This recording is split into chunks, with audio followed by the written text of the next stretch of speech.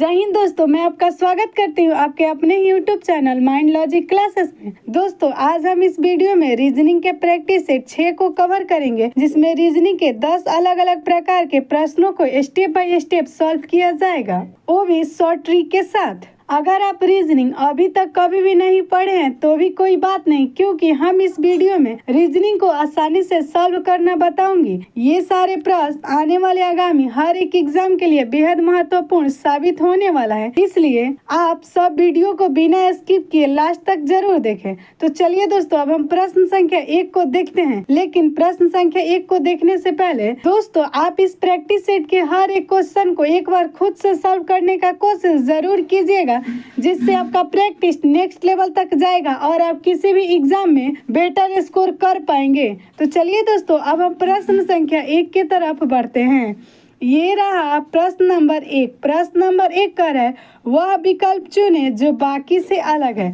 दोस्तों, ये जो मेरा क्वेश्चन है ये क्लासिफिकेशन से रिलेटेड है और ये क्वेश्चन कर रहा है कि ये जो 4 ऑप्शन दिया है, इस चारों ऑप्शन में एक ऑप्शन ऐसा होगा जो इन तीनों ऑप्शन से बिल्कुल ही अलग होगा। तो चलिए दोस्तों, उसी ऑप्शन को हमें खोजना है और इस प्रश्न का आंसर बताना है। दोस्तों, अगर आप ऑप्शन नंबर 1 को देखेंगे तो आपको पता चलेगा कि यहाँ पे 12 लिखा है, उसके बाद 21 लिखा है। अब हमको पता करना है कि ये 12 से 21 कैसे लिखा है। अगर आप 12 को ध्यान से देखें तो आपको पता चलेगा कि 12 को ये क्या कर दिया है, पलट दिया है, यानी 2 और 1 कर दिया है। इसी प्रकार 12 से क्या लिखा है, 21। ऑप्शन नंबर बी को देखें तो ऐसे ही देखिए, 57 से 75 लिखा है, यानी 57 को पलट दिया है तो क्या आ गया है, 75। ऑप्शन नंबर अगर आप सी को देखिएगा तो 15 से 41 लिखा है। यही ऑप्शन हमारा चारों ऑप्शन से डिफरेंट है। चलिए एक बार हम ऑप्शन नंबर डी को भी देख ले। जो 34 है, देखिए यहाँ पे 34 का पलट कर क्या लिखा है, 33, लेकिन ऑप्शन डी में है यहाँ पे 15।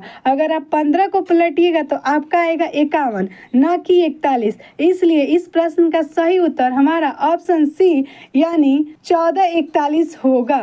चलिए दोस्तों, अब हम अगले प्रश्न की तरफ बढ़ते हैं। ये रहा प्रश्न नंबर 2। प्रश्न नंबर 1 कर है, लुप्त संख्या ज्ञात करें।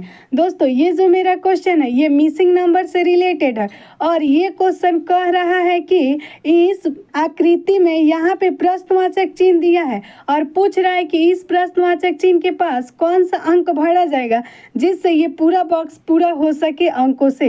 दोस्तों, अगर आप पहले फिगर को देखिएगा तो देखिए यहाँ पे 12 लिखा है, यहाँ पे 15 लिखा है, यहाँ पे 5 लिखा है, यहाँ पे 4 लिखा है और बीच में एक बड़ा सा अंक लिखा है, यानी इन चारों से सबसे बड़ा अंक यानी 60। तो इस प्रकार हमको समझ में आ रहा है कि 12 और 5 में कुछ ऐसा किया होगा जिससे 60 आया होगा और 15 और 4 में कुछ ऐसा किया होगा जिससे 60 आया होगा। दोस्तों, कोई भी क्वेश्चन जो लुप्त संख्या का होता है उसमें 4 अंक से भी रिलेटेड करके एक बीच में अंक लाना पड़ता है, लेकिन इसमें हमें 2 ही अंक से रिलेट करना है। देखिए, अगर आप 12 पचे पढ़िएगा तो 12 में 5 से गुना कीजिएगा तो आपका 60 आएगा। ओके, ऐसे ही अगर आप 15 में भी 4 से गुना कीजिएगा तो आपका कितना आएगा, 60। यानी दोनों ये जो बाहर दोनों अंक दिख रहा है ना, उस दोनों अंक में गुना करके और बीच वाला अंक ला रहा है। ठीक, तो इसी प्रकार चलिए अब हम इस आकृति में देखते हैं। तो अगर 14 में आप 3 से गुना कीजिएगा तो आपका 42 आएगा। अगर आप 7 में भी 6 से गुना कीजिएगा तो 42 ही आएगा। इसी प्रकार अगर आप इस आकृति को देखिए तो यहाँ पे दिया है 26 और 3। अगर आप 26 में 3 से गुना कीजिएगा तो आपका आएगा कितना, 78। इसी प्रकार अगर आप 13 का पहाड़ा 6 बार पढ़िएगा तभी आएगा 78। यानी इस प्रश्न का हमारा सही उत्तर 78 होगा, यानी ऑप्शन सी इस प्रश्न का सही उत्तर होगा। इस प्रश्नवाचक चिन्ह के पास अब हम लोग क्या भरेंगे, 78, जिससे ये हमारा लुप्त संख्या का क्वेश्चन पूरा हो जाएगा।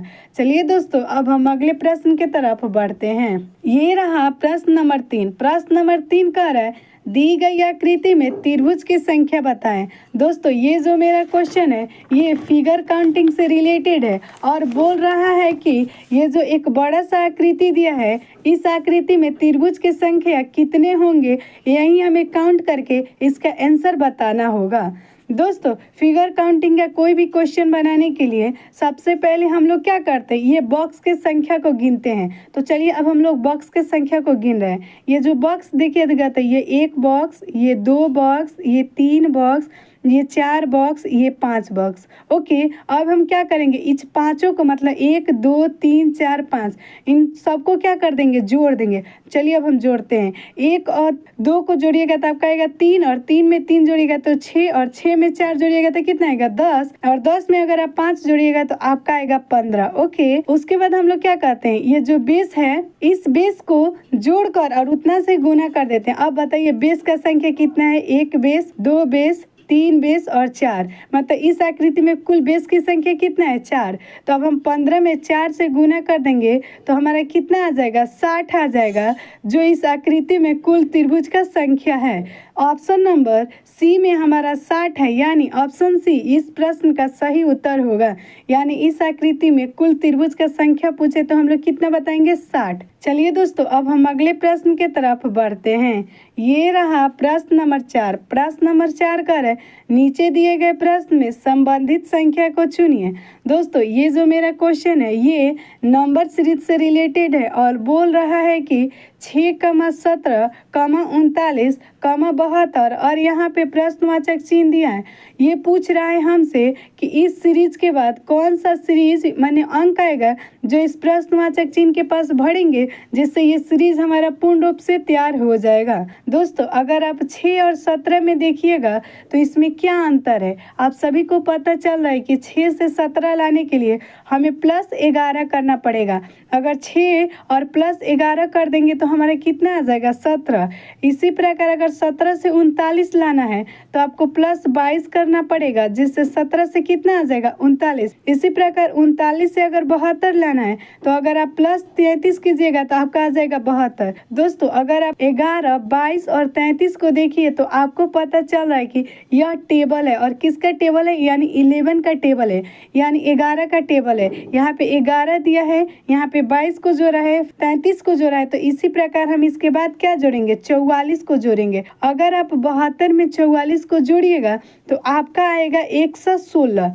जो 116 है ये हमारा ऑप्शन नंबर सी में है, यानी इस प्रश्न का सही उत्तर 116 यानी ऑप्शन सी होगा। यानी इस प्रश्नवाचक चिन्ह के पास हम लोग क्या भरेंगे, 116, जिससे जाकर हमारा ये सीरीज पूर्ण रूप से बन जाएगा। चलिए दोस्तों, अब हम अगले प्रश्न के तरफ बढ़ते हैं। ये रहा प्रश्न नंबर 5। प्रश्न नंबर 5 कह रहा है, किसी निश्चित सांकेतिक भाषा में प्रमोद को SODJRA लिखा जाता है तो उसी सांकेतिक भाषा में केशव को कैसे लिखा जाएगा। दोस्तों, ये जो मेरा क्वेश्चन है ये कोडिंग डिकोडिंग से रिलेटेड है, और ये क्वेश्चन पूछ रहा है कि जिस प्रकार प्रमोद को SODJRA लिखा जाता है सांकेतिक भाषा में, केशव को हम लोग कैसे लिखेंगे जिससे हमारा एक क्या होगा, कोड प्राप्त होगा। दोस्तों, इस क्वेश्चन में सबसे पहले आप देखिए कि प्रमोद से SODJRA कैसे लिखा है। अगर आप P का प्लेस वैल्यू देखें तो आपको पता चलेगा कि P का प्लेस वैल्यू कितना होता है, 16 होता है। अगर आप R का प्लेस वैल्यू देखें तो R का प्लेस वैल्यू 18 होता है। इसी प्रकार A का प्लेस वैल्यू 1 होता है, और M का प्लेस वैल्यू 13 होता है। O का प्लेस वैल्यू कितना होता है, 15 होता है, और D का प्लेस वैल्यू 4 होता है। अब हम इसमें देखेंगे तो जो S का प्लेस वैल्यू होता है वह कितना होता है, 19 होता है, और O का प्लेस वैल्यू कितना होता है, 15 होता है। D का प्लेस वैल्यू 4 होता है। J का प्लेस वैल्यू जो होता है वह होता है 10, और R का प्लेस वैल्यू 18 होता है, और A का प्लेस वैल्यू 1 होता है। दोस्तों, अगर ये वाले अंक में और ये वाले अंक में हम लोग अंतर देखेंगे कि कितना का अंतर है। ठीक, अगर आप देखिए तो यहाँ पे दिया है 16, और 16 के बाद यहाँ पे क्या दिया है, 19 दिया है, यानी कितने प्लस किया है, +3 किया है। यहाँ पे हम लोग +3 कर दे रहे हैं। ठीक, इसी प्रकार यहाँ पे 18 दिया है, यहाँ पे 15 दिया है, यानी कितना किया है, -3 किया है। फिर हम लोग -3 कर दे रहे हैं। फिर देखिए यहाँ पे 1 दिया है, और यहाँ पे क्या हुआ है, 4, यानी फिर +3 किया है। ठीक, और फिर यहाँ पे 13 है, यहाँ पे 10 है, यानी -3 किया है। फिर यहाँ पे 15 है, यहाँ पे 18 है, यानी +3 किया है। फिर लास्ट में यहाँ पे 4 है, यहाँ पे 1 है, यानी प्लस में कितना किया है, -3 किया है। दोस्तों, आप देख पा रहे हैं कि इस क्वेश्चन में जो लॉजिक का प्रयोग किया गया है वह लॉजिक का प्रयोग किया गया है, पहले +3 फिर बाद में -3 किया जा रहा है। ठीक, अब इसी प्रकार हम केशव को देखेंगे। जो केशव का होता है KESHA और भी। अगर आप के का प्लेस वैल्यू देखें तो आपको पता चलेगा कि के का प्लेस वैल्यू कितना होता है, 11 होता है। ई का प्लेस वैल्यू 5 होता है। एस का जो प्लेस वैल्यू होता है वह 19 होता है। एच का जो प्लेस वैल्यू होता है 8 होता है। ए का प्लेस वैल्यू 1 होता है और भी का प्लेस वैल्यू कितना होता है, 22 होता है। दोस्तों अब इससे हमें एक अंक प्राप्त करना है। देखिए यहाँ पे सबसे पहले 11 है, यहाँ पे प्लस क्या है, यानी 11 में हम लोग +3 करेंगे तो हमारा आएगा 14 और 14 पे क्या आता है, एन। देखिए एन तीनों में है, यहाँ पे हम लिख दे रहे हैं एन। ठीक, उसके बाद हमको क्या करना है, माइनस में 3 करना है। यहाँ पे है 5 और 5 में -3 करेंगे तो हमारा आएगा 2 और 2 पे क्या होता है, बी होता है, तो यहाँ पे लिख दे रहे हैं बी। उसके बाद यहाँ पे है 19 और 19 में भी हमको क्या करना पड़ेगा, +3 करना पड़ेगा। अगर 19 में हम +3 करेंगे तो हमारा आएगा 22 और 22 पे क्या आता है, भी आता है। इसी प्रकार यहाँ पे है 8 और 8 में हमें -3 करना पड़ेगा। क्यों हम -3 और +3 कर रहे हैं, क्योंकि इस पैटर्न में इसी लॉजिक का प्रयोग किया है, इसीलिए। ठीक, तो यहाँ पे हमारा आ गया भी। अब 8 में अगर हम -3 करेंगे तो हमारा आएगा 5 और 5 पे क्या आता है, ई आता है। तो देखिए इतना से ही हम लोग देख पा रहे हैं कि कौन सा ऑप्शन होगा। ठीक, NBVE, NBVF है यहाँ पे, NBVE। देखिए ऑप्शन डी है जो इस प्रश्न का सही उत्तर होगा, यानी NBVEDS इस प्रश्न का सही उत्तर होगा। चलिए दोस्तों अब हम अगले प्रश्न की तरफ बढ़ते हैं। ये रहा क्वेश्चन नंबर 6। क्वेश्चन नंबर 6 कर है, जैसे पेंट रंग से संबंधित है उसी तरह से डिश से संबंधित है। दोस्तों ये जो क्वेश्चन है ये एनालॉजी से रिलेटेड है और ये क्वेश्चन कह रहा है कि पेंट जैसे रंग से संबंधित है उसी तरह डिश से क्या संबंधित होगा, मतलब इस चारों ऑप्शन में से। अगर आप देखिए तो पेंट किससे बनता है, रंग से ना मिक्स करके बनता है, यानी रंग से पेंट बनता है, इसीलिए रंग से क्या दिया है, पेंट का संबंध रंग से बताया। अब यहाँ पे दे रहा है डिश मतलब क्या होता है। ठीक, डिश का मतलब थाली भी होता है और जो थाली होता है वह किससे बना रहता है, चीनी मिट्टी से। तो चीनी मिट्टी हमारा ऑप्शन सी में है। इस प्रश्न का सही उत्तर क्या होगा, ऑप्शन सी यानी चीनी मिट्टी होगा, यानी डिश से संबंधित क्या होगा, चीनी मिट्टी। अब चलिए दोस्तों हम अगले प्रश्न की तरफ बढ़ते हैं। दोस्तों आप देख पा रहे हैं कि डिश है, आप डिश के मतलब भोजन ही मत समझिएगा कि भोजन के प्रकार, डिश मतलब थाली भी होता है। ठीक, अब चलिए दोस्तों अब हम अगले प्रश्न की तरफ बढ़ते हैं। ये रहा क्वेश्चन नंबर 7। क्वेश्चन नंबर 7 कर है, निम्नलिखित में कौन सा आरेख सूर्य, चंद्रमा और तारा के बीच संबंध का निरूपण करता है। दोस्तों ये जो क्वेश्चन है ये वेन डायग्राम से रिलेटेड है और इस क्वेश्चन में हमें 3 शब्द दिया है। कौन कौन सा, एक दिया है सूर्य, एक दिया है चंद्रमा और एक दिया है तारा। दोस्तों देखिए वेन डायग्राम का कोई भी क्वेश्चन बनाने के लिए सबसे पहले आपको संबंध स्थापित करने आना चाहिए और संबंध स्थापित नहीं करने आता है तो पहले एक शब्द को लिखिए और उस शब्द से देखिए कि दूसरा शब्द कैसे रिलेटेड है, ऐसे आपका बन जाएगा। देखिए सबसे पहले यहाँ पे दिया है हम लोग का सूर्य।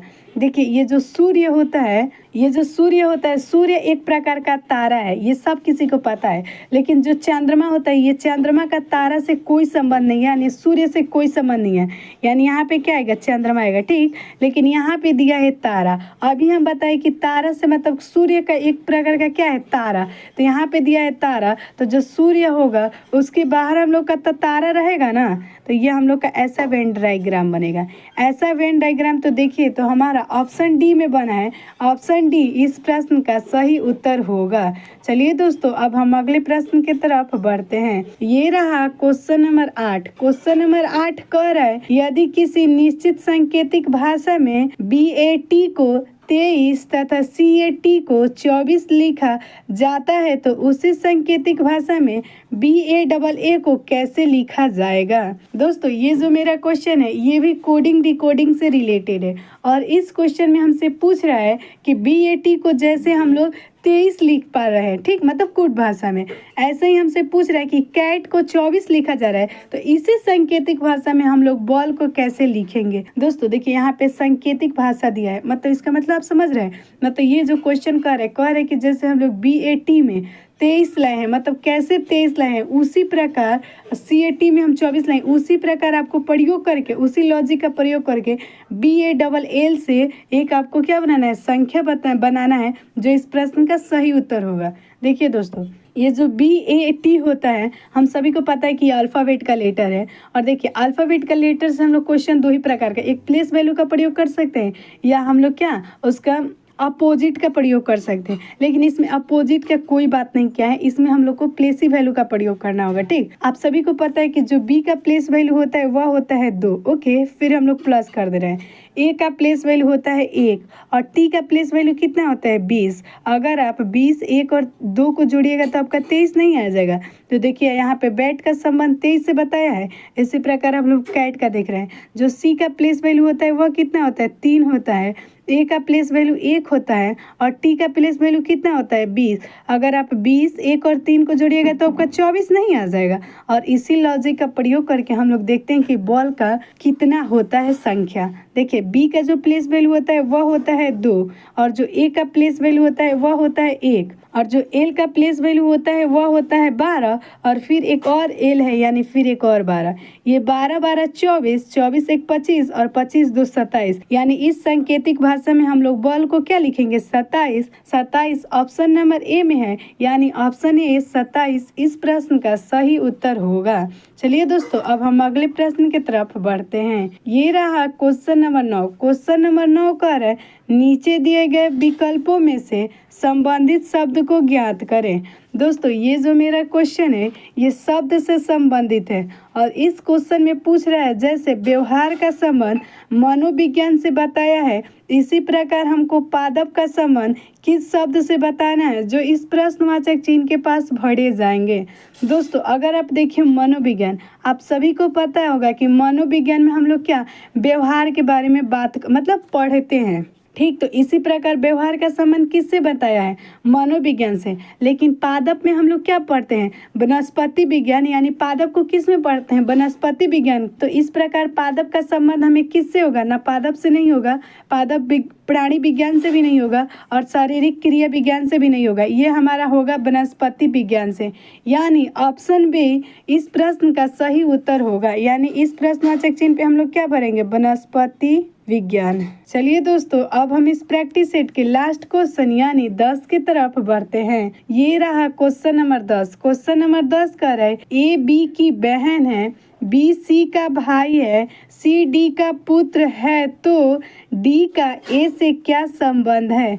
दोस्तों, ये जो मेरा क्वेश्चन है आप सभी को पता होगा कि ये क्वेश्चन ब्लड रिलेशन से है और ब्लड रिलेशन का क्वेश्चन मैं उम्मीद करती हूँ कि आप सभी से बन जाता होगा। तो चलिए अब हम भी इस क्वेश्चन को बनाते हैं। पहले कह रहा है A B की बहन है। देखिए बहन कौन है A और किसकी बहन है B की। पहले हम लोग B की कोष्ट में कर दे रहे हैं, ठीक। और कह रहा है B C का भाई है, यानी B का भाई कौन है C।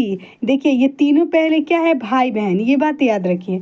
उसके बाद कह रहा है C D का पुत्र है, C का पुत्र कौन है D, तो D इससे नीचे आएगा ना। अब कह रहे हैं D और A में क्या संबंध है, मतलब D का संबंध A से क्या होगा।